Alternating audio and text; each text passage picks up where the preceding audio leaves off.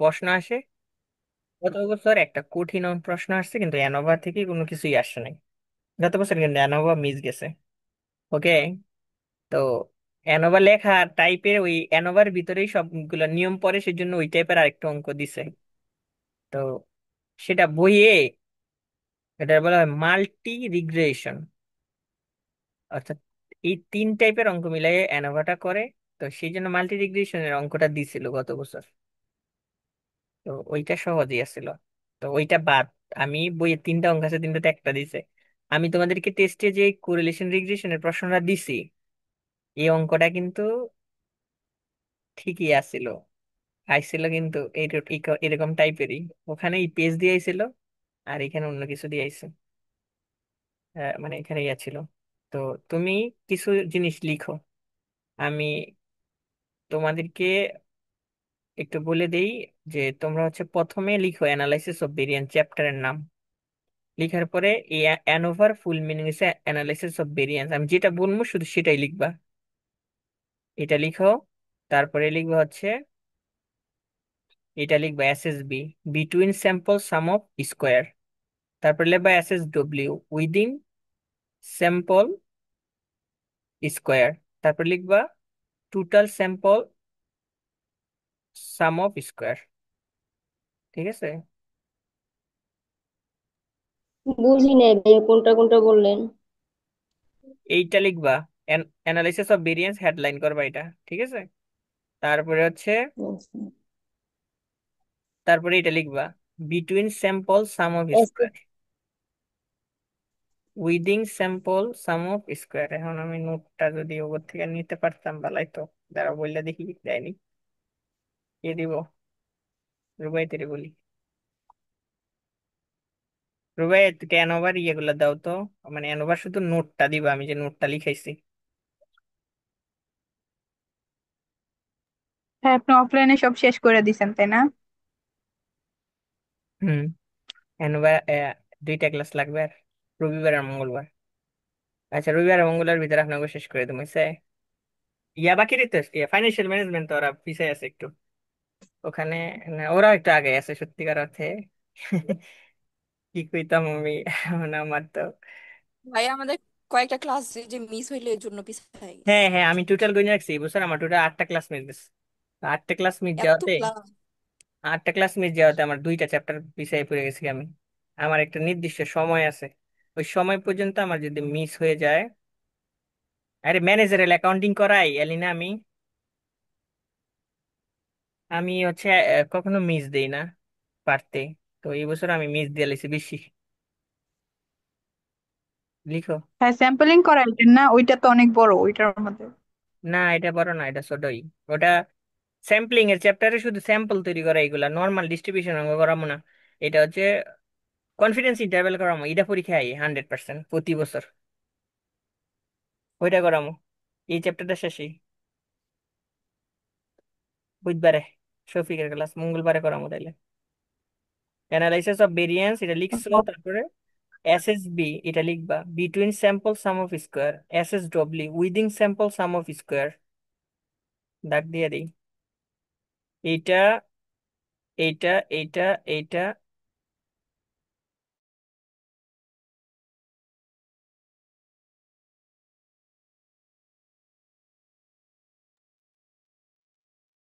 এই চারটা জিনিস লিখো।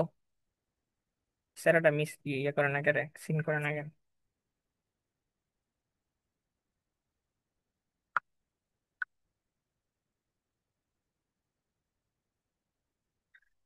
হুম।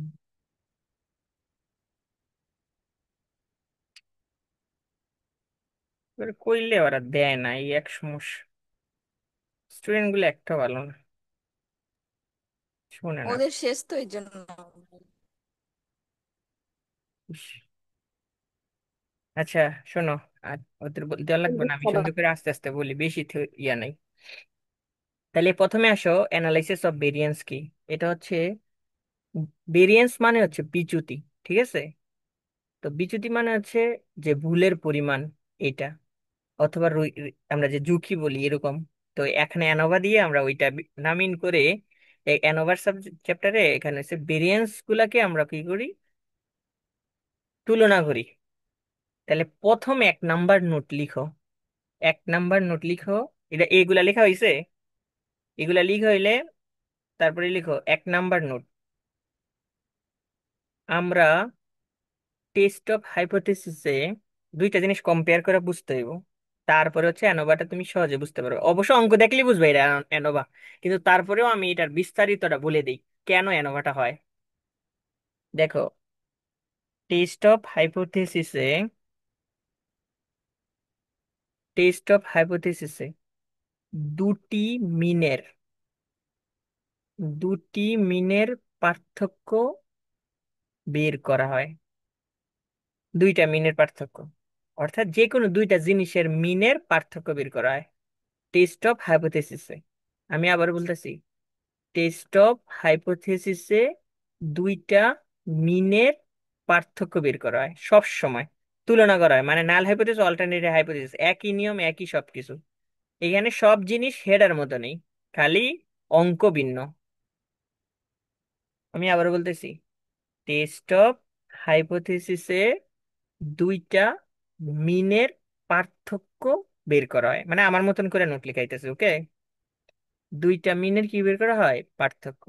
টেস্ট অফ হাইপোথেসিসে দুইটা মিনের পার্থক্য বের করা হয়, ওকে। নেক্সট,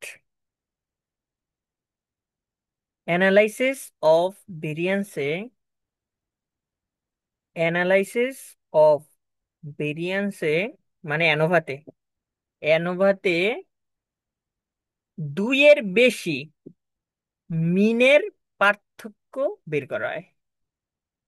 দুইয়ের বেশি, অর্থাৎ আমি যদি বলতাম টেস্ট অফ হাইপোথেসিসে আপেল আর কমলা এই দুইটার ভিতরে কি কোনো ভুল ত্রুটি আছে কিনা সেটা বের করা, সেটা আমি পরে এটা বুঝাইছি যে কখন কিসের জন্য বের করা হয়। মানে এটা তো এজাম্পশন করা, মানে এজাম্পশন করা মানে কি, যে কল্পনা করে আমরা একটা হিসাব করি, হিসাব করে দিয়ে বলি যে এতটুকু ভুল থাকতে পারে, এতটুকু থাকতে পারে, এতটুকু থাকে না। টেস্ট অফ হাইপোথেসিস ঠিক সেম ভাবে আমরা করছি। ঠিক অ্যানোভাতে আমরা হচ্ছে দুইয়ের বেশি যখন চলে যাবে, এক কথা দুইটা দিয়েও হয় কিন্তু ম্যাক্সিমাম অঙ্ক অ্যানোভা করতে হয় দুইয়ের বেশি দিয়া। দুই দিয়েও কিন্তু অ্যানোভা বানানো যায়, কিন্তু দুই দিয়ে বানাইলে সেরকম একটা এফেক্টিভ না, টেস্ট অফ হাইপোথেসিস এর মতনই হয়ে যায়। তো সেজন্য হচ্ছে দুইয়ের বেশি মিনিমাম জিনিস লাগবে, যেমন আপেল, কমলা আর হচ্ছে মালটা। এই তিনটা জিনিসের গড় বের করবো। গড় বের করে স্ট্যান্ডার্ড ডেভিয়েশন বের করবো, করে দেন হচ্ছে কি আমরা বিচ্যুতিটা তৈরি করি, যে আসলে আমাদের টেবিলের মালের সাথে পার্থক্য তৈরি করি। টেস্টে আলোচনা করছি, এটা নিয়ে আমি এত আলোচনা করতে পারবো না, সংক্ষেপে বুঝি। মোট কথা হইছে এখানে হচ্ছে মিনের পার্থক্য হয় কিনা সেটাই কিন্তু আমরা টেস্ট অফ হাইপোথেসিসে করে থাকি। তাই ঠিক সেম ভাবে অ্যানোভাতে এসে দুইয়ের অধিক থাকবে, মিনিমাম তিনটা থাকবে। কটা থাকবে? তিনটা। তিনটা, চারটা, পাঁচটা, যত থাকতে পারে, ওইটা নিয়ে আমাদের কোনো মাথা ব্যথা নাই। মোট কথা হইছে নাল হাইপোথেসিস আর অল্টারনেটিভ হাইপোথেসিস এই দুইটাই বের করা আমাদের মূল লক্ষ্য। অ্যাকসেপ্টেড নাকি রিজেক্টেড, এই বিষয়টাই হচ্ছে আমাদের এইখানের মূল বিষয়বস্তু। টেস্ট অফ হাইপোথিসিস ইভেন হচ্ছে এইখানে অ্যানোভাতে। তাহলে এখানে কেন অ্যানোভা করাইবো? দুইয়ের বেশি থাকবো। দুইয়ের বেশি থাকবে কিন্তু, অর্থাৎ দুইটা বেশি থাকবে, সব সময় দুইটা বেশি থাকবে। তাহলে এবার লিখো, অ্যানোভা হয়েছে দুই ধরনের। অ্যানোভা হয়েছে দুই ধরনের। 1 নাম্বার হচ্ছে দুই ধরনের বলতে অঙ্ক দুই ধরনের করতে হবে। অ্যানোভা দুই টাইপেরই। তাহলে তুমি এমনি লিখতে পারো যে অ্যানোভা হচ্ছে অঙ্ক করতে হয় দুই ধরনের। অ্যানোভার অঙ্ক করতে হয় দুই ধরনের। আমি আবার বলতেছি, অ্যানোভার অঙ্ক করতে হয় দুই ধরনের।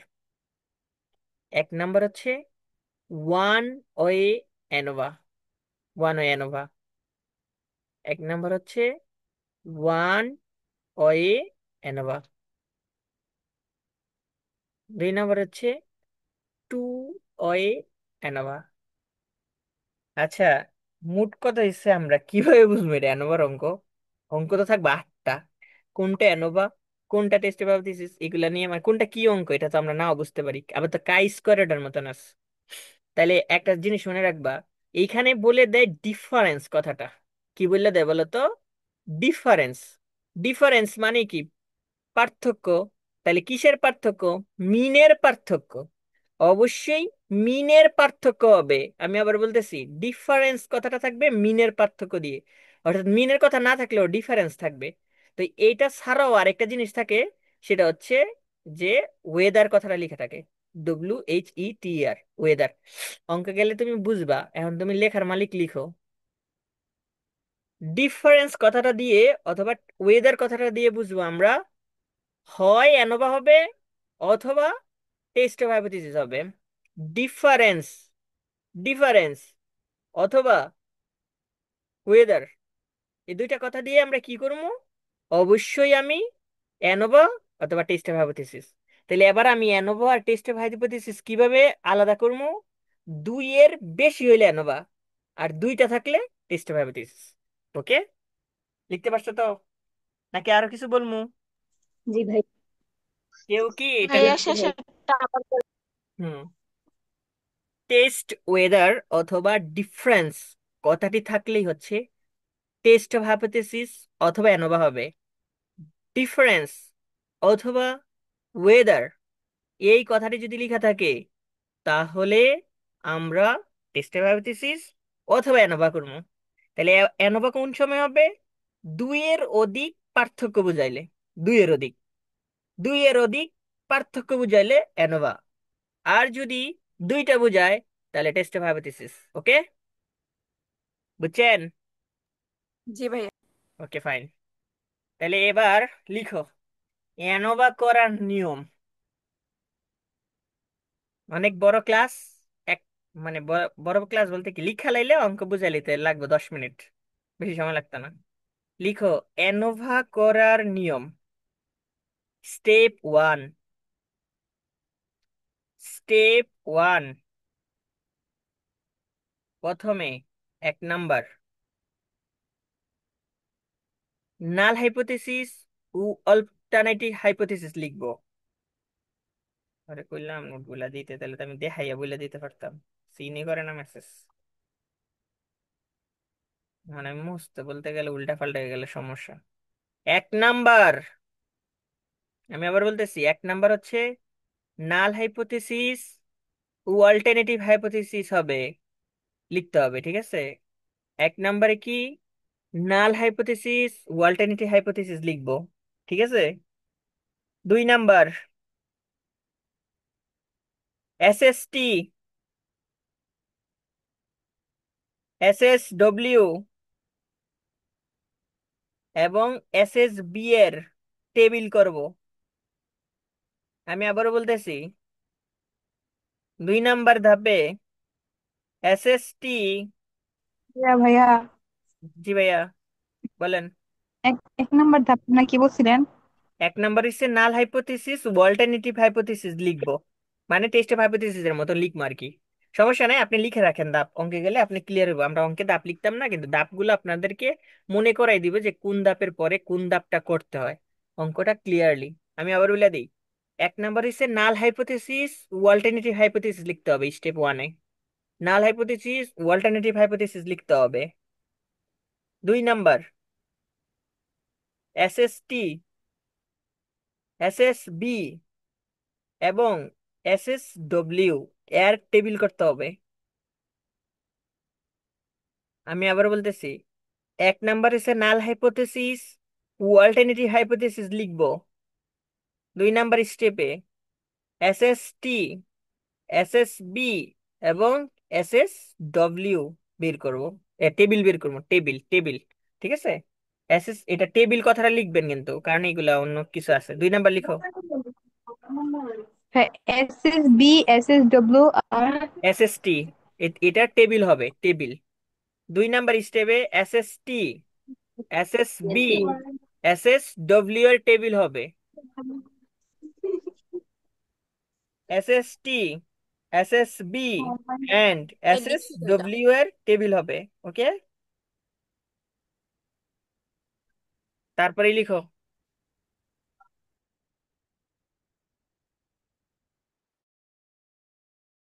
তারপরে লিখো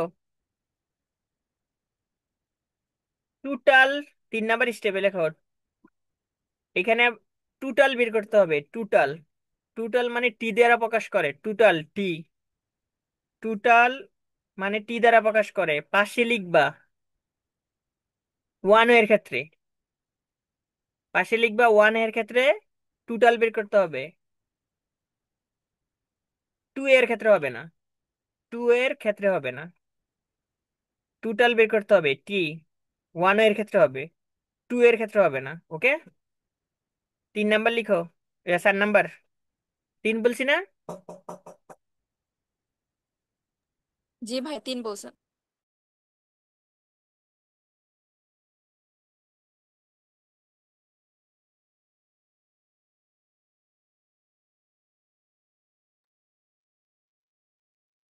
4 নাম্বার, তারপর লিখো কারেকশন ফ্যাক্টর, কারেকশন ফ্যাক্টর বের করতে হবে। 4 নাম্বার, কারেকশন ফ্যাক্টর বের করতে হবে। ইয়ার আপডেট ডিসেম্বরে শেষ অথবা জানুয়ারি প্রথমে শুরু হবে তৃতীয় বর্ষ পরীক্ষা। আচ্ছা, লিখছো? 4 নাম্বার, কারেকশন ফ্যাক্টর লিখছো? 5 নাম্বার ধাপ লিখো। জি ভাই। টোটাল 12টা ধাপ, ঠিক আছে? 5 নাম্বার ধাপ লিখো, SST বের করতে হবে, SST বের করতে হবে, SST। 5-এর পরে 6 লিখো, SSB বের করতে হবে, SSB বের করতে হবে। 6 নাম্বার লিখো। কত বলছি, 5 না 6 বলছি? 6 ছয়টা বলছেন হয়েছে। ভাইয়া। 7 নাম্বার লিখো, SSW বের করতে হবে। 7 নাম্বার স্টেপ, SSW। অঙ্ক সহজ আছে, অঙ্ক একবার সহজ, শুধু বড় আর কি, হিসাব করতে হয় অনেক বেশি। তারপরে লিখো 7-এর পরে লেখো 8 নাম্বার, যদি টু হয়, যদি টু অয়ে হয় তাহলে রেজুডাল বের করতে হবে। টু এলে রেজুডাল, অবশিষ্ট বলে এটা বাংলায়, রেজুডিওয়াল, রেসিডুয়াল, রেসিডুয়াল হবে, ঠিক আছে? টু এ হলে, ঠিক আছে, অপশন কিন্তু আমি বলে দিছি, টু এ হলে কি করতে হবে, রেজুডাল বের করতে হবে। 9 নাম্বার স্টেপ লিখো, অ্যানোভা টেবিল বের করতে বলবে। পরীক্ষার মাইতে যদি জাহাঙ্গীর স্যার প্রশ্ন করে, তাইলে তোমাকে SSB, SSW, SST এগুলা বের করতে বলে, মানে একটা একটা দাব দিয়ে বলে। আর অনেক মানে অঙ্কটা যে অ্যানোভা করতে হয় সেটাও লাস্টে গিয়ে বলে দাব দিয়ে দিয়ে। তো এটা অনেকগুলো স্টেপ, সেজন্য আমি একদম ভাঙে ভাঙে বুঝাইতেছি, বলে দিতেছি। 9 নাম্বার হিসেবে অ্যানোভা টেবিল করতে হবে, লিখছো? 10 নাম্বার, জি। 10 নাম্বার, এফ এর মান ও ডিসিশন দিতে হবে। 10 নাম্বার স্টেপ হইছে এফ এর মান ও ডিসিশন দিতে হবে। এফ, এফ এর মানের জায়গায় লিখবে এখানে একটু ব্রেকেটে লিখে দেওয়া F1, হ্যাঁ, F1 লিখবা। ব্রেকেটে আবার লিখবা, এফ এর মান তো বলছি, ব্রেকেটে আবার পাশে লিখে রাখবা F1। তারপর লিখো যদি টু এ বের করতে বলে তাহলে F2 বের করতে হবে। ওয়ান ওয়ে এলে তো ডাইরেক্ট এফ, আর টু এ যদি হয় তাহলে হচ্ছে F1 F2 হবে। ওকে, আবার বলেন ভাইয়া 10 নাম্বার টিকা। 10 নাম্বারে হচ্ছে এফ ও ডিসিশন দিতে হবে। এফ এর, এফ ও ডিসিশন দিতে হবে, এফ এর মান ও ডিসিশন দিতে হবে, ঠিক আছে? এফ এর মান ও ডিসিশন দিতে হবে। ওকে, আর 11 নাম্বার হচ্ছে যদি টু এ বের করতে বলে তাহলে F2 বের করতে হবে।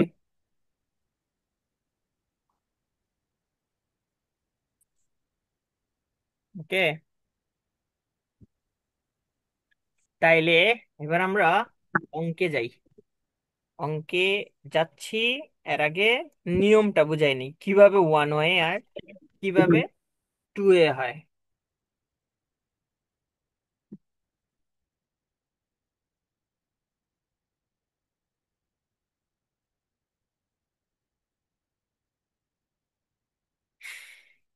একটু তাকাও সবাই,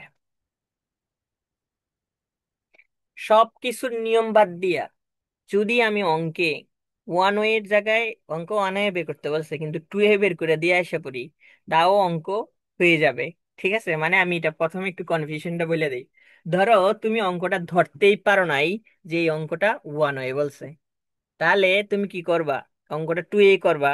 তাহলে টু এ করলে প্রথমে ওয়ান এটা কমপ্লিট করে তারপরে টু এ যেতে হয়, টু এ তে যেতে হয়।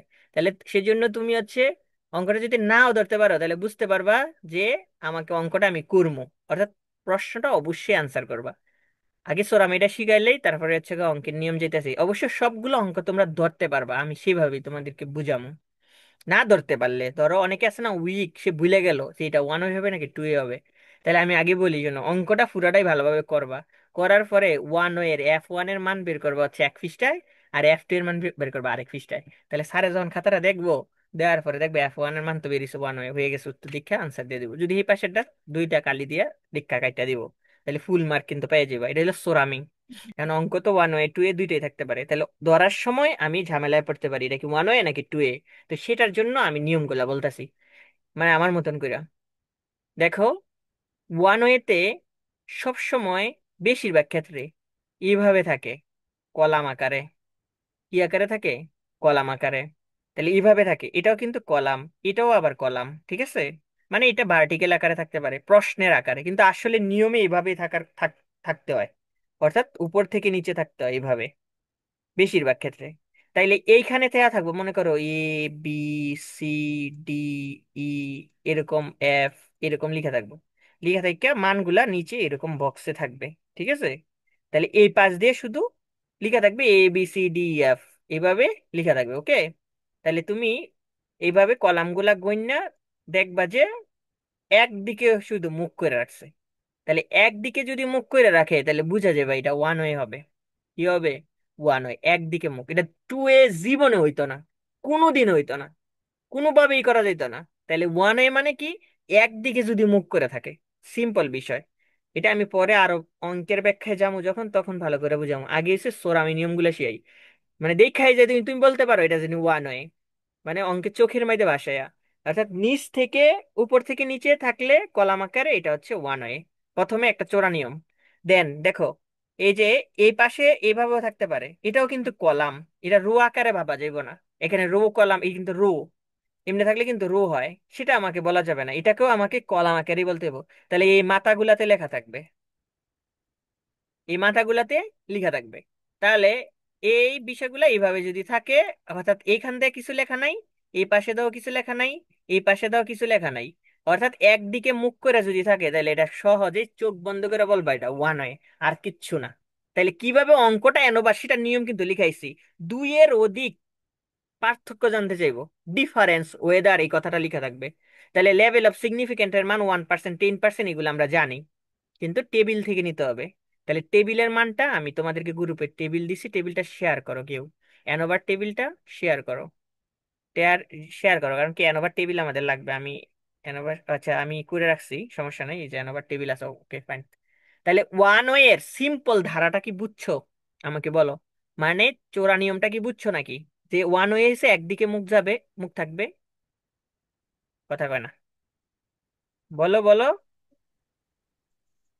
ও ভাইয়েরা, কি হইছে? কেউ জি দেখুন, ভাইয়া। কেউ কথা কয় না দি। আচ্ছা ওকে, এবার দেখো, মনোযোগ দিয়ে দেখবে। আবার টু এটা মানে এগুলো চোরা নিয়ম। এখন শ্রাবন্তী মনে ঘুমায় গেছে গা, এই বছর মনে হয় আমার বকা খাইয়া একদম ঘুমায় গেছে, কোনো কথাই বলে না। একটু দেখাও।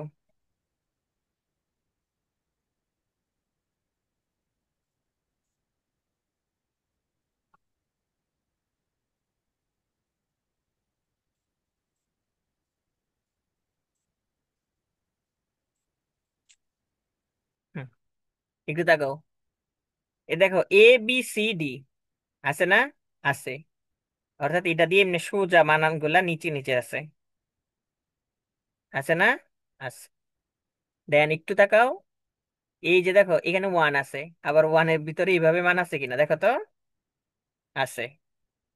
তাহলে এই পাশে যদি মান থাকে, আবার এই পাশে যদি মান থাকে, তাইলে হচ্ছে টু এ। কয়ে? টু এ। মানে আমি ধারণা দিছি, কিন্তু টু এ না ওয়ান হইতে পারে, এটা আমি পরে যেতেছি। ওয়ান টু থ্রি এভাবেও আছে, এই পাশে কিছু লেখা, উপর দিয়েও কিছু লেখা আছে, তাইলে হচ্ছে টু অয়ে। কি হয়ে? টু এ, মানে সিম্পল ধারণা, টু এ এটা মানে দুই পাশে যদি থাকে, এই পাশেও আছে ওই পাশেও আছে, তাহলে আমি বুঝতে পারছি যে এটা টু এ হবে। চোখে দেখা আমরা বুঝছি। কি দেখা বুঝছি? চোখে দেখা। চোখে দেখে বুঝছি, মানে চোখগুলা দিয়ে আমরা বুঝা নিলাম যে এটা টু এ হয়েছে। এখন অঙ্কের ভিতরে আমি টু এ করে দিয়ে এলাম, চাইছে অঙ্ক ওয়ান হয়ে, তাও কিন্তু আপনি ফুল মার্কই পাবেন। নেক্সট, এবার হচ্ছে আমরা অঙ্কের ভাষায় চলে যাই। অঙ্কের ভাষাটা কিভাবে হবে একটু খেয়াল করো। অঙ্কের ভাষায় আমি যাইতেছি।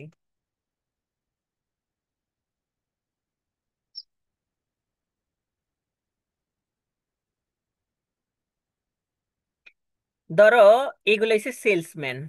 এইগুলা কি man? Salesman. Salesman A, salesman B, salesman C, salesman টি। এ হচ্ছে সেলসম্যান। আর ভিতরে মনে করো 10,000 unit, 8,000 unit, 5,000 unit, 6,000 unit, 7,000 unit মানে সেলস আছে। তাইলে তোমাকে যখন বলবে ডিফারেন্স বিটুইন সেলসম্যান ও সেলস, তাইলে এই ভিতরের অংশের সাথে যদি এই অংশটা জানতে চায়, তাহলে সরাসরি ওয়ান হয়ে হবে।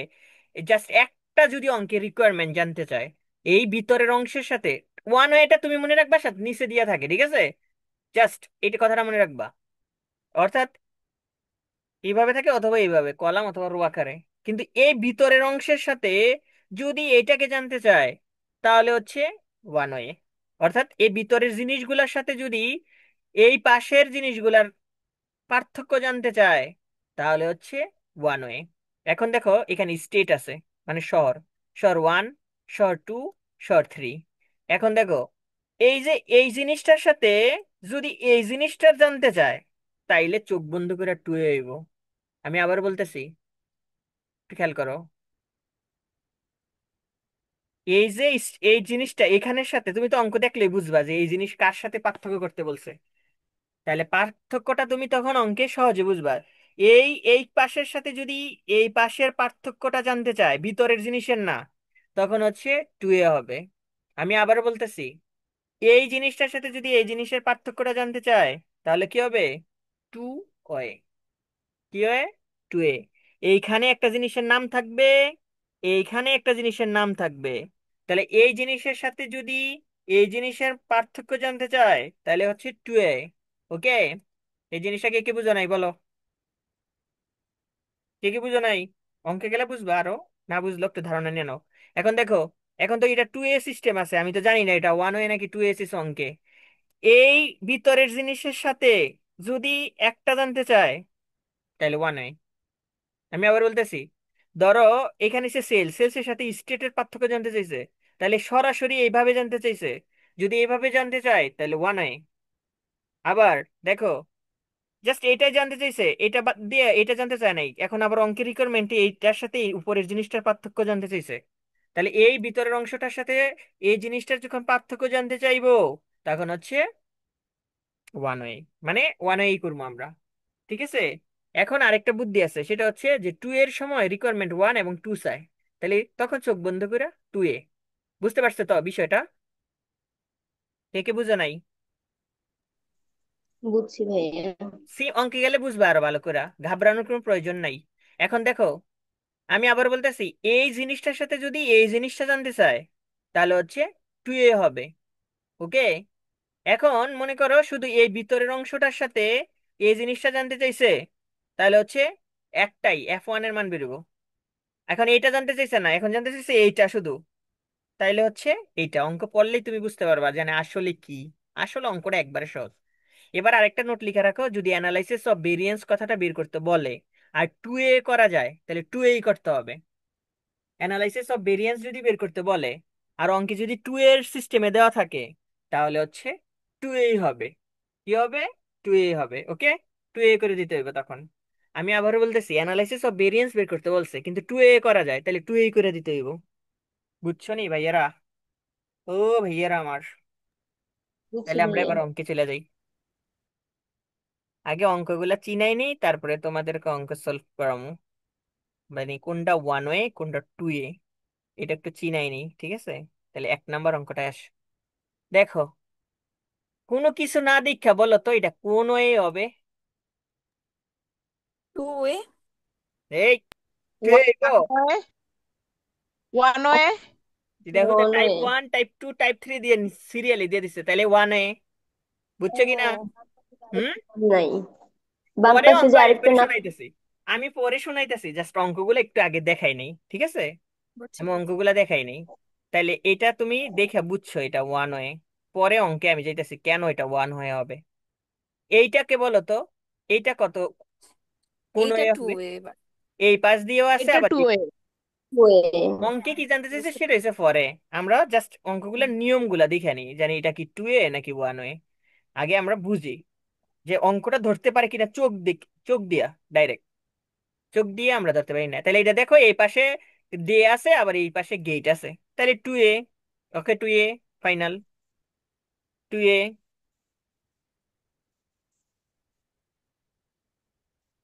দেখো এটা, এটা কি বলো, এটা কি হবে বলো?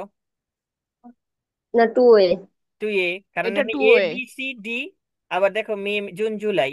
আমরা অঙ্ক কেন এন ভাবে সেটা আমরা পরে যাই, আগে আমরা যে জিনিসটা কনসেপ্টটা বুঝেছি সেটা আমরা আগে দেখি।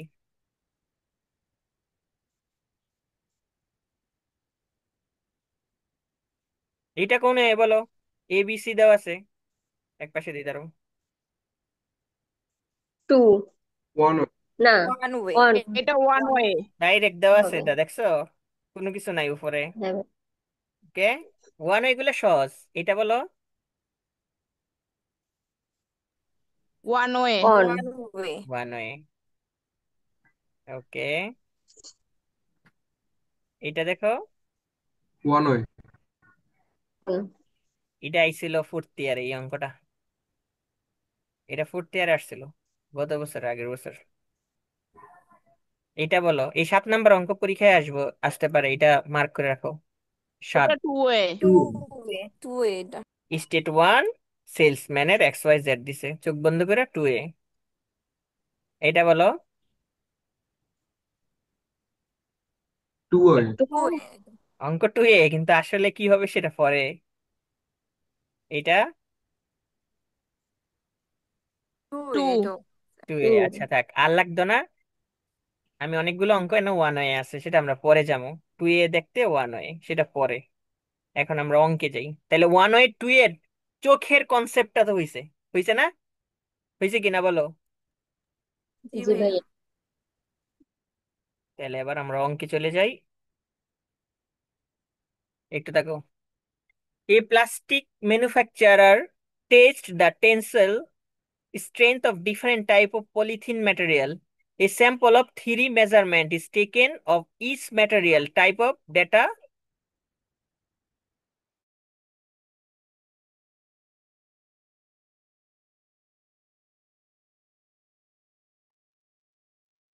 ও, তাহলে দেখো এখানে কি বলছে, প্রথমে এই প্লাস্টিক একটা ম্যানুফ্যাকচারার মানে একটা উৎপাদনকারী প্রতিষ্ঠান বিভিন্ন ধরনের পলিথিন তৈরি করছে, তাদের স্যাম্পল গুলা দেওয়া আছে দেখো।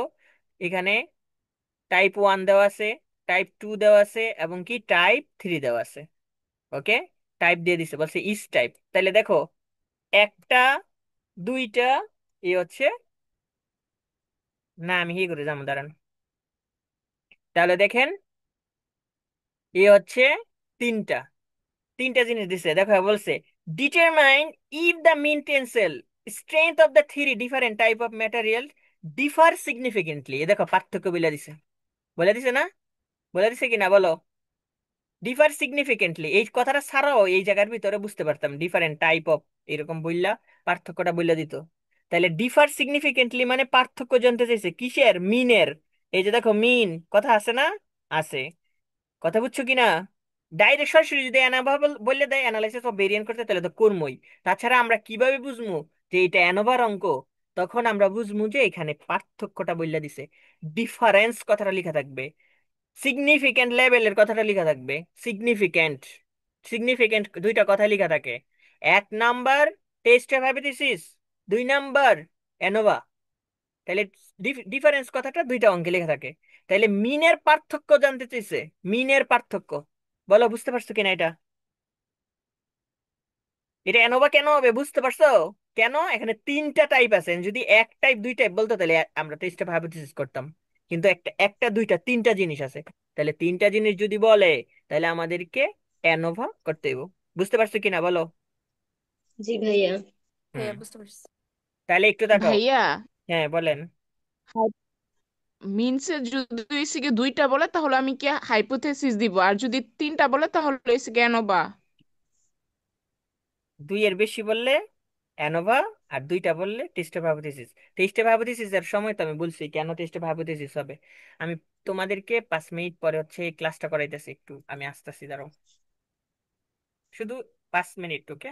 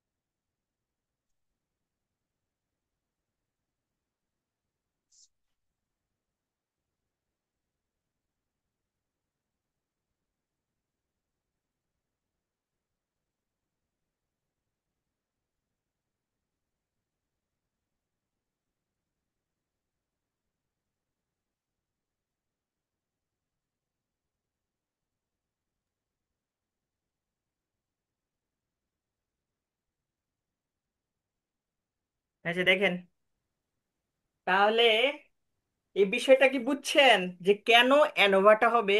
সবাই কি মেমোরাইজ করছো কি কারণে অ্যানোভা হইব? ডিফারেন্স কথাটা থাকবে, ডিফারেন্স লেভেল অফ সিগনিফিকেন্ট কথাটা লেখা থাকবে, তারপরে ডিফারেন্ট মিন কথাটা লেখা থাকতে পারে, অথবা সরাসরি বলে দিতে পারে যে অ্যানোভা করো। তাইলে দুইয়ের অধিক যখন থাকবে তখনই অ্যানোভা হইব। দুইয়ের অধিক হইলে কি হবে? অ্যানোভা হবে। বুঝছো কিনা বিষয়টা ভাইজানেরা? জি হ্যাঁ ভাই। রিয়াজ তুই কেমনে রে জয়েন দিছ?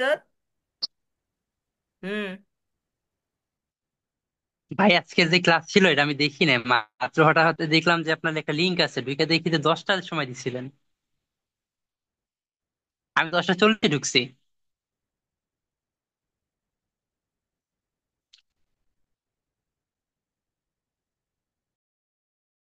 তুমি অনলাইনের গ্রুপে আইছো কেমনে? তোমারে কি আমি অ্যাড করেছি? জি ভাই। ও আচ্ছা ঠিক আছে। দেখো, তাইলে দুইয়ের অধিক, দুইয়ের অধিক যদি কোনো কিছুর মিনের ডিফারেন্স জানতে চায়, তাহলে চোখ বন্ধ করে অ্যানোভা হইব। চোখ বন্ধ করে অ্যানোভা। ওকে? তাহলে দেখো, প্রথম স্টেপ, আমাকে নাল হাইপোথিসিস ও অল্টারনেটিভ হাইপোথিসিস লিখতে হইব। তাহলে একটু তাকাও, এখানে তিনটা জিনিস আছে, 1 2 3। তাহলে আমাকে মিউ ধরতে হবে তিনটা। থ্রি পপুলেশন মিনস আর মিউ 1 মিউ 2 মিউ 3, এন্ড চারটা থাকলে চারটা ধরতাম, পাঁচটা থাকলে পাঁচটা, ছটা থাকলে ছয়টা। তাইলে দাপ শুরু করলাম। এই যে নাল হাইপোথিসিস আর অল্টারনেটিভ হাইপোথিসিস ধরছি, ঠিক আছে? এই যে দেখো, নাল হাইপোথিসিস আর alternative hypothesis, at least two population are not equal. এখানে নট ইকুয়াল দিয়ে চিহ্নটা হইব, এমনি কেন এটা লেখাটা মনে কাইটে গেছে। এখানে দেখো একটু এইভাবে দেখো, আমি একটু লাইনটা লিখে দিই হ্যাঁ তোমাদেরকে, সিম্বলটা হইব এখানে। আচ্ছা একটা লাইন আমি বললে দিই, তোমরা একটু লিখে নাও। প্রথমে H1, H1 দিয়ে লিখো। সবডি অঙ্কে একই লেখা হইব যতগুলো অঙ্কে আছে। H0 দিয়া প্রথমে লিখবা দেয়ার ইজ, লিখো দেয়ার ইজ নো, তাড়াতাড়ি লিখো, there is no significant difference in the, in দার পরে শোনো, ইন্দার পরে অঙ্কে যে জিনিসটা জানতে চাইবো সেটা হইব। যেমন এখানে যেমন এটা বলছে main tensile strength, tensile strength, এখানে অন্য কিছু যেটা থাকবে সেই জিনিসটা লিখবা নামটা। আমি আবার বলে দিতেছি, there is no significant difference, significant difference the strength of three type of material. এখানে তিনটা, এই যে এখানে লেখাটা আছে পুরাটা, এখান থেকে দেখে লিখবা। ঠিক আছে, এই পুরাটা ওকে, এতটুক যতটুক দাগ দিছি। আমি আবার বলে দিতেছি, there is no significant difference, the significant difference the strength of three type of materials। Okay, এটা লিখার পরে H1 এ গিয়ে লিখবা, H1 এ এটা লিখার দরকার নাই, এখানে আমি বলে দিতেছি যে সেটা লিখবা। তারপরে H1 দিয়ে লিখবা, সেম কথাটা লিখবা নো এর জায়গায়, বাকি সব ঠিক থাকবে। There is a significant difference in the strength of three type of materials. সব ক্ষেত্রে একই লেখা হবে, অঙ্কে যে জিনিসটা বলে দিবে সেটা আসবে। Okay, there is no significant difference in the, এতটুকু পর্যন্ত ঠিক থাকবে যে কোনো অঙ্কে। আমি অঙ্কে যাইতেছি, তারপরে সিম্বল লিখতে হবে। তাহলে সিম্বলটা আমরা কিভাবে লিখবো? এইচ ও দিয়ে যখন লিখবো এটাকে বলা হয় নাল হাইপোথেসিস। তাহলে আরেকটা লিখতে হবে H1 দিয়ে। তাহলে H1 দিয়ে কিভাবে লিখবো? H1 দিয়ে লিখবো হচ্ছে মিউ, যতগুলা দেওয়া থাকবে, নট ইকুয়াল মিউ টু। এটি কিন্তু অঙ্কের ধাপ ভাইয়েরা, এগুলা কিন্তু বাদ দেওয়া যাবে না। এইভাবে লিখবা, মিউ যদি চারটা থাকে তাহলে চারটা, পাঁচটা থাকলে পাঁচটা, ছয়টা থাকলে ছয়টা। অর্থাৎ আমি প্রথমে এখানে লিখছি, এটা লিখে লাইছি পপুলেশন মিন এগুলা। তাহলে পপুলেশন মিন গুলা প্রথমে ইকুয়াল হইলে সেটা হচ্ছে নাল হাইপোথেসিস, আর যদি না হয় অল্টারনেটিভ হাইপোথেসিস, দুইটার যে কোনো একটা উত্তর হইব। এখান থেকে আমরা কমেন্টটা পরে লিখবো সাজাইয়া, প্রথম লাইন থেকে লাস্টে গিয়ে একবারে। এই অঙ্কের কমেন্টই কিন্তু অঙ্ক, তুমি পুরোটা অঙ্ক করে দিয়েছো কিন্তু কমেন্ট দিতে পারছো না, তাইলে কিন্তু ডাব্বা পাইবা। ঠিক আছে, পুরোটা অঙ্কই এটার মতন। তাইলে এক নাম্বার ধাপ শেষ। তাহলে দুই নাম্বার ধাপ কি? Table for calculation SST, SSB, SIS, W. তাহলে এই টেবিলটা আমাকে সাজাইতে হবে। তাহলে এখানে কয়টা জিনিস আছে? তিনটা। তাহলে প্রথমটাকে ধরবো X1, পরেরটাকে ধরবো X2, পরেরটা ধরবো X3, যদি আরেকটা থাকতো X4, আরেকটা থাকলে X5। এভাবে আমি লিখবো। তাইলে টেবিলটা আবার কেমনে লিখবা? ওয়ান এর ক্ষেত্রে মনে রাখবা, লিখে রাখো ওয়ান এর ক্ষেত্রে সব নোট করো, পরে অঙ্ক উঠাইবা। তাহলে ওয়ান এর সময় কি করবা? ওয়ান এর সময় যতটা আইটেম দেওয়া থাকবো তার ডাবল করে গড়াইবো। অর্থাৎ যদি পাঁচটা থাকে 10টা গড়, তিনটা থাকলে 6টা গড়, সব সময় ডাবল করে ওয়ান এর সময়। টু এরটা পরে, টু এরটার সময় আমি দেখাবো। টু এর সময়, ওয়ান এর সময় কয়টা ডাবল করে করিব? পাঁচটা থাকলে 10টা, তিনটা থাকলে 6টা, চারটা থাকলে 8টা। তাহলে একটু খেয়াল করো, এই যে দেখো প্রথমটা S1 ধরছি, X1, তারপরে এইটারই X1 এর স্কোয়ার, X2 ধরছি, X2 কি স্কোয়ার, X3 কে ধরছি, তারপরে স্কোয়ার করছি। তাহলে দেখো 6টা ঘর হয়েছে। এই যে 200 কে স্কোয়ার করছি, এটা হয়েছে। 215 কে স্কোয়ার করছি, এটা হয়েছে। 218 কে স্কোয়ার করছি, এটা হয়েছে। তারপরে দেখো X2 কে স্কোয়ার করছি, এটা হইছে। এক্স এটাকে করছি, এটা হইছে। তারপরে এগুলা সব স্কোয়ার করছি। অঙ্ক কিন্তু বুঝানো শুরু করে দিছি, কিন্তু ভালো করে মনে রাখবা, অঙ্ক কিন্তু ধাপে ধাপে শেষ হইব। অঙ্ক অনেক বড় বাট সহজ। তারপরে দেখো এটা আছে, এটাকে করলাম, 3 নাম্বারটাকে স্কোয়ার করছি। এইভাবে আমি এই টেবিলটা সাজাইছি। বলো টেবিল পর্যন্ত কার সমস্যা? কথা বলো। ওয়ান ওয়ে না টু, এটা কিভাবে বুঝবো? এতক্ষণ তো এটি আলোচনা করছি, এতক্ষণ আমরা এইগুলাই আলোচনা করছি। এটা 1A নাকি 2A? তুমি পরে জয়েন দিছো, রেকর্ড দেখো, এখান থেকে অঙ্ক বুঝে যাও। ঠিক আমি আছে ভাই।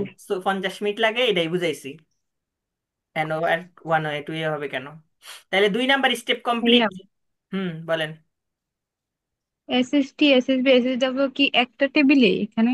হ্যাঁ, এইটা তো এই টেবিল থেকে এটা সাজাইছি, টেবিল ফর ক্যালকুলেশন, এখান থেকে এই টেবিল থেকে এগুলা বের করবো আমরা স্টেপ গুলাতে গিয়া। ঠিক আছে, আমরা হচ্ছে কার জন্য টেবিল বের করছি? SST, SSB, SSW এর জন্য টেবিল। এই উপাদানগুলাকে নিয়ে আমরা হচ্ছে SST কে বার করবো, SSW। টেবিল কেন বানানো হয়? টেবিল বানানো হয় কোনো অঙ্কের মান বের করার জন্য। যখন আমরা ধরো ডিসপারশন করি, ডিসপারশন একটা টেবিল লিখি না? Table for calculation mean median mode. আমরা কি আসলে মিন বের করি টেবিলের ভিতরে? মিন বের করি না, আমরা হচ্ছে ক্যালকুলেশন বের করি। অর্থাৎ ওই বিষয়বস্তুটার ক্যালকুলেশনটা বের করি, আর এটাকে বলা হয় ওয়ার্কিং। ঠিক আছে, বুঝছেন? হুম। জি ভাইয়া। তাইলে দেখেন এখন হচ্ছে আমরা 3 নাম্বার স্টেপে যাবো। তাহলে 3 নাম্বার স্টেপের নাম কি? Total observation. এটা কি বলছিলাম? টোটাল বের করে, মানে অবজারভেশন বলি নাই। আচ্ছা, টোটাল বের করবো আর কি। তাহলে টোটাল অবজারভেশন নামটা লিখবা আর কি। টোটাল অবজারভেশন মানে হচ্ছে এখানে যে সবগুলার যোগফল বের করছি আমি, এটা বলি নাই। এই সবগুলা যোগ কইরা এই যে মানটা আসবে এটা, এই সবগুলা যোগ কইরা এটা, এই সবগুলা যোগ কইরা এটা, অর্থাৎ এক্স, এক্স এর মানগুলা x1 x2 এক্স, তারপরে হচ্ছে x square, x square, x square, square গুলো আলাদা আর এক্স এর। তাহলে টোটাল অবজারভেশনে কে কে যাইবো? এইটা, এইটা, আর হচ্ছে এইটা, এই তিনটা যাইবো। ওকে, অর্থাৎ এখানে যে এক্স এর মান যেগুলার পাওয়ার নাই ওইগুলার মান যাবে টোটাল অবজারভেশন, মানে টি এর ভ্যালু। অর্থাৎ টোটাল অবজারভেশনে এইটা লিখলাম, এটা লিখলাম, এটা, অর্থাৎ তিনটা যোগ করছি 2190। অঙ্ক সহজ, একই নিয়মে সবসময় হইতে থাকবো। এর জন্য 2টা ক্লাস লাগে। তারপরে স্টেপ কি? স্টেপ বলো, কত নাম্বার স্টেপ? স্টেপ গুলো ভুলে গেছে। Correction factor. হুম হুম। তারপরে কারেকশন ফ্যাক্টর।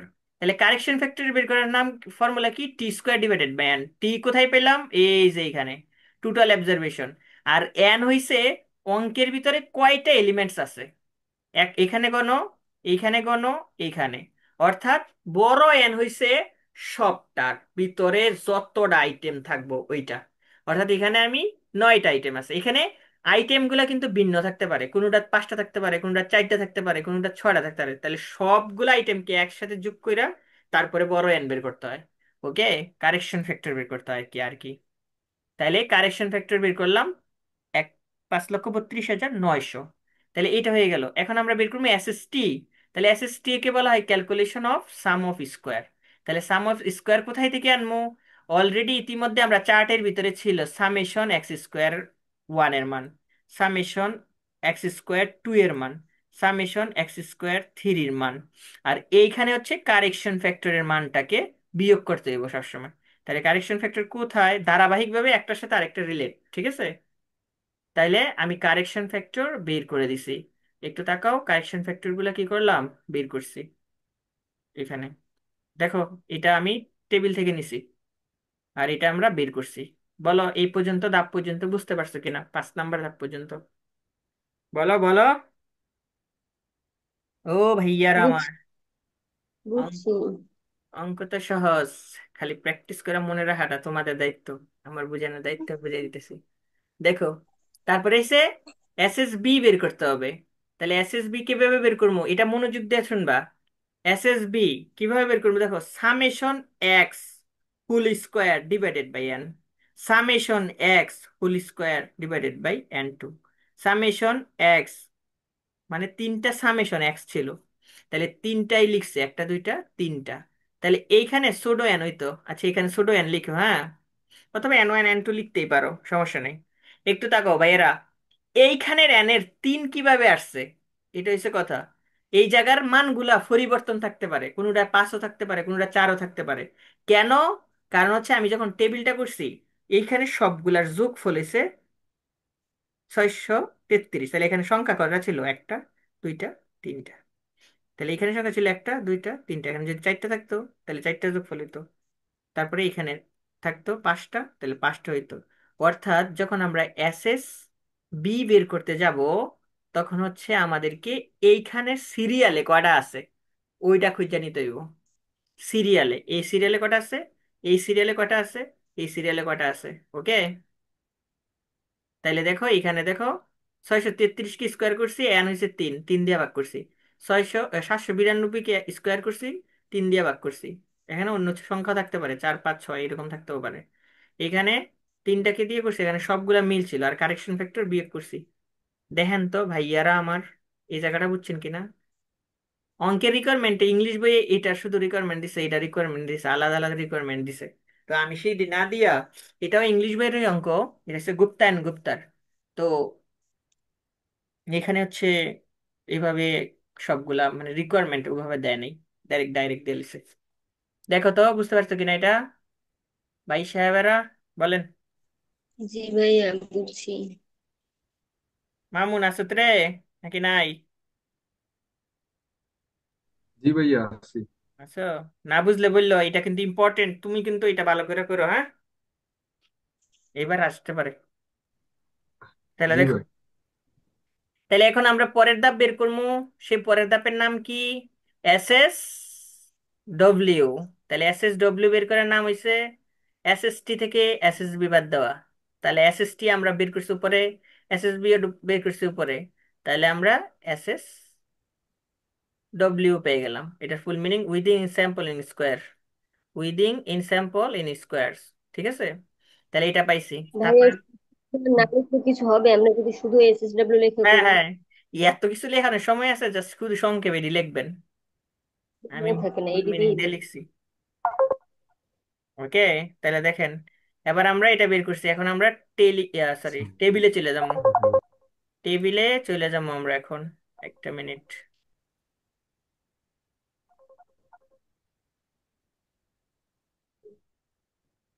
এই জিনিসটাকে মিউট করে দিতে হবে, নয়তো বুঝবেন না। দেখেন, তাহলে অ্যানোভার টেবিল সব সময় এমন হইব, সব সময়। ওয়ান এ টু এ দুইটার ক্ষেত্রে একই। আমি আবার বলতেছি, অ্যানোভার টেবিলটা সব সময় এরকম হবে। প্রথমে সোর্স অফ ভেরিয়েন্স, তারপরে সাম অফ স্কোয়ার, তারপরে ডিগ্রি অফ ফ্রিডম, তারপরে মিন স্কোয়ার।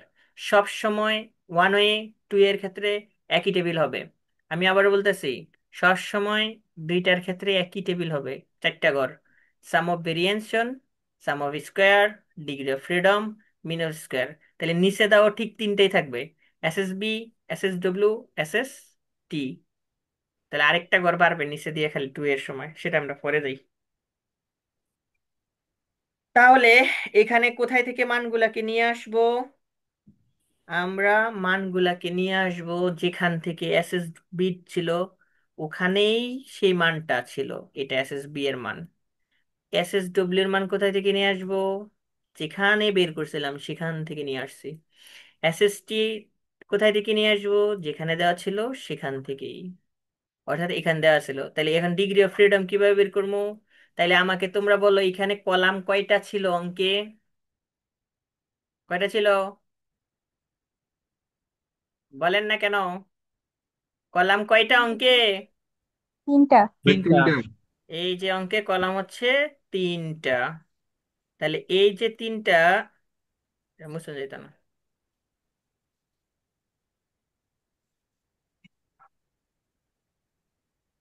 তাহলে এই যে তিনটা প্রথমেই একদম কলাম থাকে, ঠিক আছে?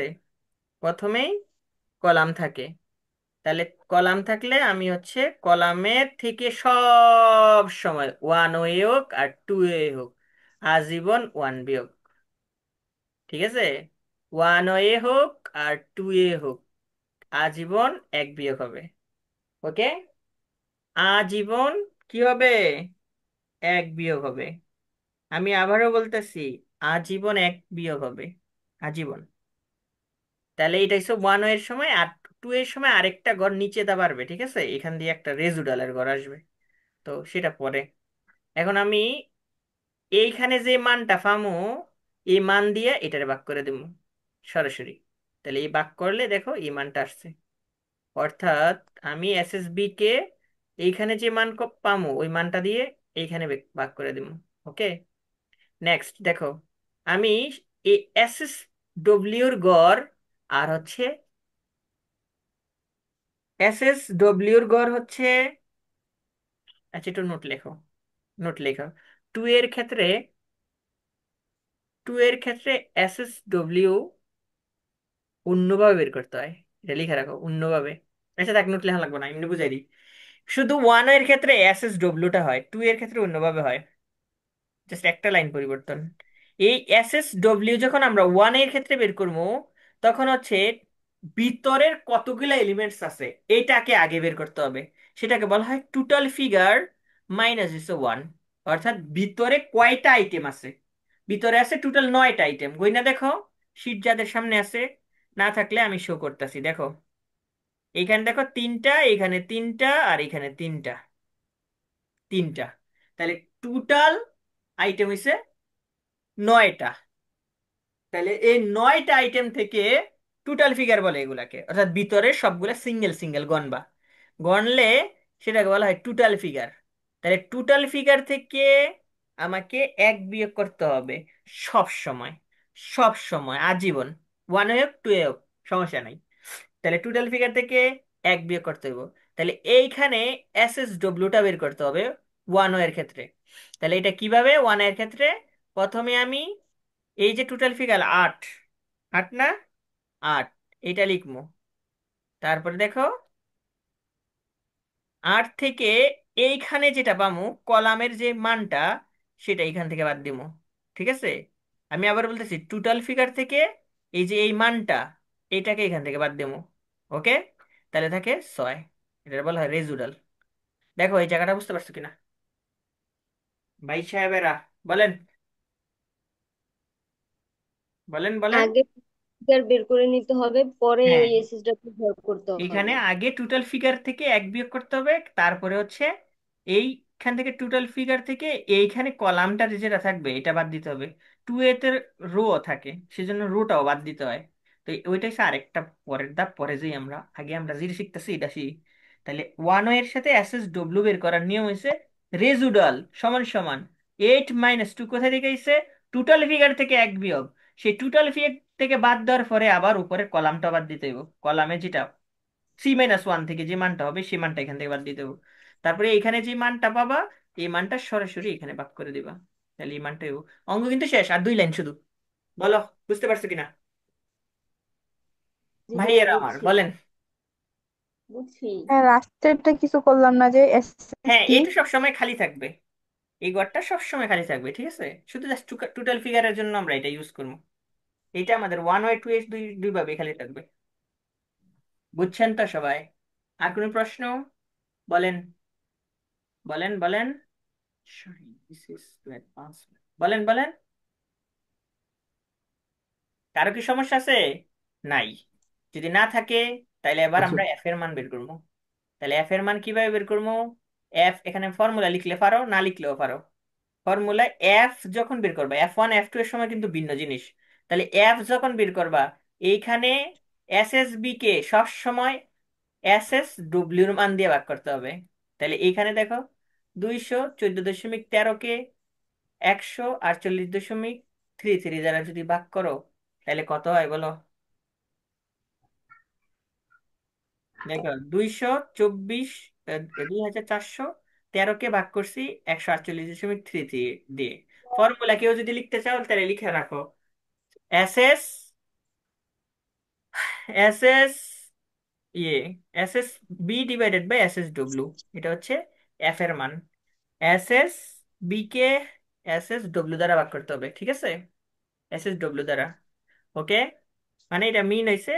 আমি যদি বলি এইখানে ফর্মুলাটা এইভাবে হয় যে mean of square of S S B, mean of within, mean of square within square. আচ্ছা দেখ, এটা লেখা লাগতো না, ফর্মুলা লেখা লাগবে না, ডাইরেক্ট মনে রাখবা যে এস এস বি কে এস এস ডব্লিউ দ্বারা ভাগ করতে হইব। অর্থাৎ এইখানের প্রথম মানটারে দ্বিতীয় মানটা দ্বারা ভাগ করতে হইব। কিসের মান দিয়ে? রেজুডালের মান দিয়ে, এটা মনে রাখবা, রেজুডাল, রেজুডাল, রেজুডালের মান দিয়ে ভাগ করতে হইব।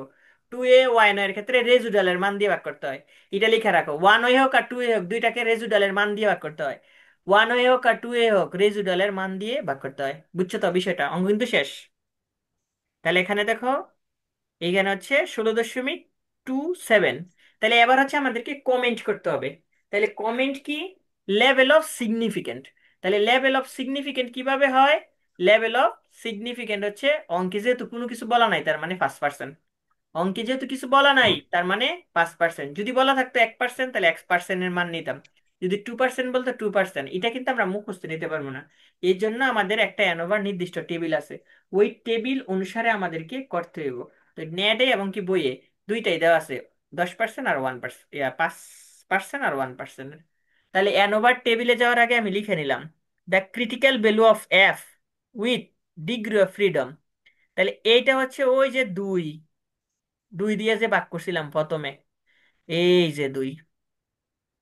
আর এইখানে হচ্ছে রেজুডালের মান হচ্ছে 6। তাহলে এই ক্রিটিক্যাল ভ্যালু, দেখো, the critical value of F with the degree of freedom 2 আর 5 এট 5% লেভেল অফ সিগনিফিকেন্ট 5.14। কোথায় থেকে পাইছি?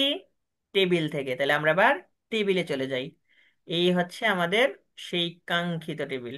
দেখেন, তাহলে আমাদের কাঙ্ক্ষিত টেবিল যদি আমরা আসি, এখন এই টেবিলটা তো তোমরা নিতে পারবা না এই জায়গাটার জন্য। তাই এটাকে এই জায়গাটার ভিতরে সাদা পেজ দিবা, দিয়ে পরে ফটোকপি করবা। ঠিক আছে? এটা কিন্তু দিত না, এই টেবিলটা কিন্তু নিতে দিত না। তাহলে এই টেবিলটা হচ্ছে 5% আর 10%-এর জন্য দেওয়া আছে, দেখো লিখে রাখছি। The critical value of 5 for F for the 0.05% level of significant. তাহলে এই পাশে সবসময় হচ্ছে রো এর মান অথবা কলামের মান লিখে রাখো। উপরে হইছে সবসময় রো অথবা কলাম। আমি আবার বলতেছি, এই পাশে হচ্ছে রো অথবা কলাম, এই ছোটটি। আর এই পাশে হচ্ছে আর এর মান, মানে রেজুডালের মান। এই পাশে সবসময় রেজুডালের মান হবে, এই পাশে সবসময় রেজুডালের মান, এই পাশে সবসময় রো আর কলামের মান। তাইলে আমার 6 আর 2 ছিল। তাহলে 6 আর 2 কোথায় আছে দেখি আমরা, এই যে 2। তাহলে 6 কোথায়? এই যে এখানে, এইখানে। ওকে, 5.14। দেখেন ভাই সাহেবেরা, বুঝছেন কিনা? অঙ্ক কিন্তু শেষ, অঙ্ক শেষ। আমরা হচ্ছে, যদি কেউ বুঝতে প্রবলেম থাকে আর্লি জানাও আমাকে। তাহলে 5.14 কেমনে আনছি বুঝছেন নি? কথা কয় না, দেখছো নি? কি বুঝছি? এই না শ্রাবন্তী, আবার তুমি কোনখানে যাবো? তুমি কথা কও না কেন? তুমি কি রাগ করছো? কথা কও না যে? ভাই টেবিলের মান বের করাটা একটু আরেকবার রিপিট করে ভালো হতো। এখন জিজ্ঞাসা করতেছে, এখন বলো না? বলবা তো? আমি তো জানি, না বুঝলে আমি বলবো আবার। দেখো, প্রথমে অঙ্কটা দেখালি, তারপরে একটু দেখাও। এই যে 2 আর 5 ডিগ্রি অফ ফ্রিডম কোথায় থেকে আনছি? এইখান থেকে, এই অ্যানোভা টেবিল থেকে। তাহলে এইটা হচ্ছে রেজুডালের মান, রেজুডালের মান। আর এটা হচ্ছে কলামের মান। এখানে কলাম আর রো থাকতে পারে দুইটাই। তাহলে এই জায়গা থেকে আমি হচ্ছে 2 নিছি, আর এখান থেকে 6 নিছি। তাহলে ডিগ্রি অফ ফ্রিডমটা সবসময় এখানে বেরোবো। তাহলে এখানে আছে 2 আর 6। তাহলে 2 আর 6-এর মান। তাহলে 2 আর 6-এর ভিতরে কোনটা আবার কোন দিকে দিমু? 6 কি উর্ফে দিমু নাকি 2 নিচে দিমু, এটা নিয়ে প্রশ্ন না। তাহলে সি দিয়া কলাম বোঝায়, আর দিয়া রো বোঝায়। সি আর আর, রো সেটাই, আর কলাম। তাহলে রো আর কলাম সবসময় উপরের দিকে থাকবে, আর রেজুডাল সবসময় নিচে থাকবে। রেজুডাল কি থাকবে? নিচে থাকবে। তাহলে রেজুডাল যদি নিচে থাকবে। নিচু, দেখো, এই যে দেখো, এই হচ্ছে 2। এটার নাম কি? এই পাশের নাম কি বলো তো? এই উপরেরটার নাম কি? রো। রো রো কলাম অথবা কলাম। দুইটাই। রো তো নাই এই অঙ্কে, এই অঙ্কে আছে কলাম, রো থাকবে হচ্ছে 2 এতে। এইখানে দেখো, রো আর কলাম উপরের দিকে হবে, তাহলে কলাম সবসময় উপরে থাকে, আর নিচে থাকবে রেসিডুয়াল। তাহলে রেসিডুয়াল যদি নিচে থাকে, তাহলে একটু তাকাও, আমি দুইটা মিল্লা কোথায় আছে সেটাকে খুঁজে বের করবো। এ সোজা, ওকে, এইখানে। দেখছো? Clear clear? জি ভাই, জি ভাই, এবার ক্লিয়ার। ওকে, ফাইন। তাহলে অঙ্কে যাই আমরা। তাহলে এবার আমরা ডিসিশন দিব, ডিসিশন। তাহলে ডিসিশনটা কি? ডিসিশন হচ্ছে এইখানে, সিন্স এফ ক্যাল, এফ ক্যাল মানে হচ্ছে ক্যালকুলেটেড ভ্যালু, কোথায় থেকে পাইছি? এই যে এখানে 16.17। আর এফ টেপ মানে কোনটা পাইছি? ওই যে টেবিল থেকে পাইছি। এফ টেপ মানে টেবিলের মাল। নাল হাইপোথেসিস ইজ রিজেক্টেড, যদি এটা বড় হয় রিজেক্টেড, আর এটা যদি বড় হয় তাহলে অ্যাকসেপ্টেড। তাহলে রিজেক্টেড হয়েছে, null hypothesis rejected. So there is a significant difference in the strength of three life type of materials. এটা উপরের লাইনে একদম প্রথম দিয়ে অঙ্কটা শুরু করছিলাম লেখা। তাহলে ওই লেখাটা এখানে লিখে দিছি। তাহলে so there is a significant difference in the strength of the three type of material, rejected accepted, এটা আমরা আলোচনা করে এসেছি এতদিন টেস্টে ভাবে দিয়েছে। তারপরেও আমি বলতেছি, যদি এফ ক্যাল এর মান বড় হয়, তাইলে সবসময় রিজেক্টেড।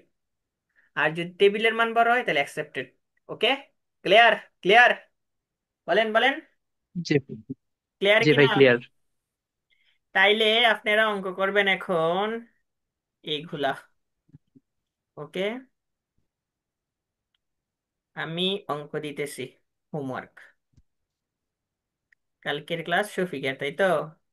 এক তো করলাম, 4 নাম্বার, 5, 6,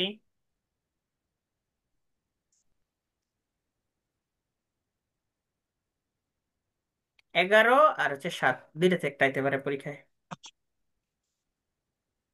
কত কত দিলাম হোমওয়ার্ক? 4 5 6 7 11 আর না দিন না নাই না রোল। না, 11 না, 11 আইতে পারে পরীক্ষায়। আচ্ছা, 11 না রে, 11 না। আচ্ছা, এগুলা করো, পরের দিন কত সব দিয়ে কত দিব। দিচ্ছেন ভাই, আরেকবার বলেন না। কত মেটাই দেবো? 4 5 6 7। না, 7ও না, 4 নাম্বার, 7 না। 4, 5, 6। আমি বলছি 7 আর 10, এই দুইটার থেকে একটাই, 7 আর 11 থেকে, 7 আর 11 থেকে আসার সম্ভাবনা অনেক বেশি, ওটা বলছি। ওকে, পরীক্ষায় আচ্ছা, 10 নাম্বার, না না না, 10 না, 10 না, তিনটা দিছেন তো আর লাগবে না। তিনটেই আছে ওয়ান ওয়ে, বাকিগুলা আছে ওয়ান ওয়ে কিন্তু সেটা বুঝাইয়া দিতে হইব। তাহলে 18 নাম্বারটাও করবা, 18 নম্বরে তো একটাই, এই 18 মানে ওয়ান ওয়ে গুলা করো, মানে যেগুলা তোমরা ধরতে পারবা ওইগুলা আর কি। ওকে, আর দিয়েন না ভাইয়া। ঠিক আছে, আর নাইও, বাকি এখানে ওয়ান ওয়ে আছে অনেকগুলা, বাট সেটা আমি পরে বুঝাই বলবো। ওকে, ঠিক আছে ভাইয়া, চাই করেন। ঠিক আছে, আল্লাহ হাফেজ। তাহলে তোমাদের, টাটা। তোমরা হচ্ছে ইয়ে করো, অঙ্কগুলা করো। পরীক্ষা কালকে পরের দিন, শনিবারে, কি যে রবিবারে। তাহলে রবিবারে যদি পরীক্ষা হয়, তারপরে সপ্তাহে, মানে রবিবারের পরে বৃহস্পতিবারে আবার হলো ফাইন্যান্সিয়াল ম্যানেজমেন্টের পরীক্ষা দিব। ওকে, এরপরে সোমবারে পরীক্ষা দিব হচ্ছে বিজনেস টেট, পরের শনিবারে দিব হচ্ছে আবার ম্যানেজমেন্ট অ্যাকাউন্টিং। আর পরীক্ষা রুটিন দিয়ে লাইলে তারপরে পরীক্ষা দিতে হইব, 7 দিন আগ পর্যন্ত পরীক্ষা দিতে হইব। 7 দিনে, 7 দিন কেন, বিজনেস টেট তো পরীক্ষা প্রথমে ফার্স্ট, তাহলে বিজনেস টেটটা ভালো করে হইব। আমরা হচ্ছে আরেকটা ক্লাসে এনোভাটা শেষ করবো, তোমরা হোমওয়ার্ক গুলো অন্তত করে লাইবা, তাহলে ঝামেলাগুলো আমি ক্লাসে সলভ করে দিতে পারবো, বুঝছো? তো আমি এবার সলিউশনটা দিয়ে দেবো যাতে ঝামেলা না হয়। তো এই জন্য হচ্ছে নেক্সট ক্লাসে আমার তার এত বুঝাইতে হইব না, সেজন্য হচ্ছে অঙ্কটা বুঝাই ফেলাইছি, জাস্ট 2 এর নিয়মটা দেখামো, দেন হচ্ছে 11 নম্বর অঙ্কটা সলিউশন করে দেবো, তাইলেই চ্যাপ্টার শেষ। ওকে, বুঝতে পারছেন? ভাইয়া, হুম হুম। ওই যে এ নম্বর যে নোট গুলো আছে না, ওইগুলো একটু দিয়েন। কেউ একজন গ্রুপে দিও তো যে লেখছো, আমি তো ওরা বলছি এক্ষুনি মেসেজ সিন করছে, সিন করে দিছে, আচ্ছা দিতেছি, দাঁড়াও, ওইগুলো ডাব- একটু দিন ভাইয়া, ওইগুলো। দিতেছি, দাঁড়াও, দিছে এক্ষুনি দিছে, এই যে দিয়েছি, তার গ্রুপে দিছি। আমার কেমনে লেখছে কেউ, পচায় পচায় লেখছে, আচ্ছা দিছি, হ্যাঁ। ভাইয়া ফিন্যান্সের কোন কোন চ্যাপ্টার এক্সাম? এইচএস যেটা করাইতেছি এটা নেমো, তারপরে হচ্ছে ক্যাশ ফ্লো স্টেটমেন্ট নিমো, তারপরে হচ্ছে কস্ট অফ ক্যাপিটাল এটা নিমো, আরেকটা নিমো, আরেকটা কি চ্যাপ্টার নেওয়া যায় সেটা বাইবা বলবো, ক্যাপিটাল বাজেটিং। ঠিক আছে, সাইডে চ্যাপ্টার নিমো আর লাস্টে চারটা নিয়ে পরে একটা ফাইনাল মডেল টেস্ট নিয়ে নেবো, শেষ, ফিনান্স। ওকে, আল্লাহ হাফেজ। কালকে এক শফিকের ক্লাস না, আমি তোমাদেরকে একটা বলতে ভুলে গেছি, সেটা হচ্ছে শফিকের ক্লাস যেই দিন, কি কি বারে শফিকের ক্লাস? বুধবার। ভাই আপনারা যে টাইমে দেন এই টাইমে তো ক্লাস হয় না, আপনি নেন একদিন, উনি নেয় আরেকদিন। Time change। টাইম কেমনে চেঞ্জ হলো, ঠিকই তো আছে। আমি বুধবারে নিতাম, পরে ওই কইছে আমি বুধবারে নিমু, তুমি হচ্ছে অন্যদিন নাও। এখন এই যে 7 দিনই ক্লাস, 7 দিনই ক্লাস, তার সাথে হচ্ছে 2 দিন আবার, মানে 7 দিনে 9টা ক্লাস। এটা মনে রাখবা। ওই 9টা হইবো 5টা, মানে আসরের নামাজের পরে 1 ঘন্টা। ওই যে কোনো দিন হইব, ঠিক আছে। সকালে বললে যেমন আজকে হইবো। সামনের সপ্তাহ তো এবার কি, এই সপ্তাহে তো না, সামনের সপ্তাহে ওই শফিকের ক্লাসের দিন আমি হচ্ছে 4টা থেকে 5টা বাজে পর্যন্ত ক্লাস নেবো। এইটা হইব। আর নয়তো 10টা বাজে একবার, অর্থাৎ একটা ক্লাসে পরে আরেকটা ক্লাসে জয়েন দিবা। না মাইরে লাম সবাই রে, করার নেই, করতে হইব। আচ্ছা আগে দেখি এই সপ্তাহে আমরা কতটুকু আগাইতে পারি, তাইলে ওই অনুযায়ী আমি ক্লাসের সংখ্যাটা বাড়াবো, মানে আমি রিভিশন দিতে চাইতেছিলাম আর কি। কথা বুঝছো? রেগুলার ক্লাস আমি করলে 20 তারিখের আগেই শেষ হয়ে যাবে সবকিছু, 20-22 এরকম। তো রিভিশনটা দেওয়ার জন্য ওই টাইমটাই ক্লাসটা দিতে হবে, এই জন্য রিভিশন দিতে হবে, কারণ প্রত্যেকটা সিটি অঙ্ক বাকি আছে, এই জন্য রিভিশনটা দিতে হবে। ঠিক আছে, আজকে শেষ, আমার ঘুমাতে গেছে গা।